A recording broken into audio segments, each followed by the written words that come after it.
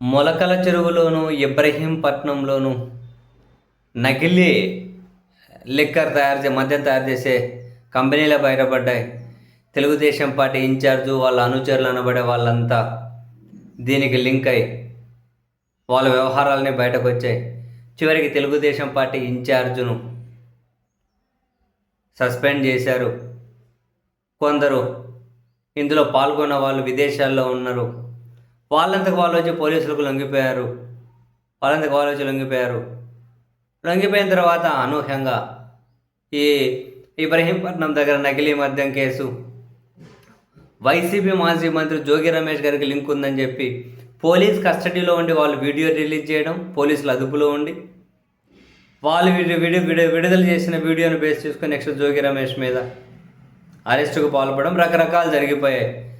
మొత్తానికైతే నకిలీ మద్యం కేసులో 79 రోజుల నుంచి జోగి రమేష్ గారు వాళ్ళ సోదరుడు జైల్లో ఉన్నారు.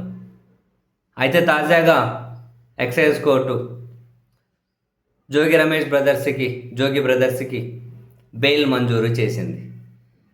బెయిల్ మంజూరు చేసినా కూడా వాళ్ళు ఇప్పుడు జైలు నుంచి విడుదలయ్యే పరిస్థితి లేదు. కారణం ఏంటి అంటే ఇప్పుడు వాళ్ళకు బెయిల్ మంజూరైంది ఇబ్రహీంపట్నంలో నకిలీ మద్యం కేసు రిలేటెడ్ వీళ్ళ మీద ఫైల్ అయితే దాని మీద బెయిల్ మంజూరైంది. అయితే ఇప్పుడు వీళ్ళ మీద మొలకల చెరువు నకిలీ మద్యం రిలేటెడ్ కేసు కూడా ఉంది. సో ఒక దాంట్లో బెయిల్ వచ్చింది. ఇప్పుడు మొలకల చెరువు నకిలీ మద్యం కేసు అనే దానికి గానే అందులో కనుక బెయిల్ వస్తే అప్పుడు విడుదల అవుతారు.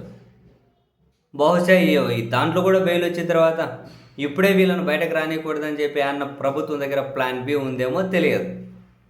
బట్ ఇప్పటికైతే 79 రోజుల నుంచి ఈ కేసులో జైల్లో ఉన్న జోగి బ్రదర్స్కి అయితే సగం ఊరట లభించింది.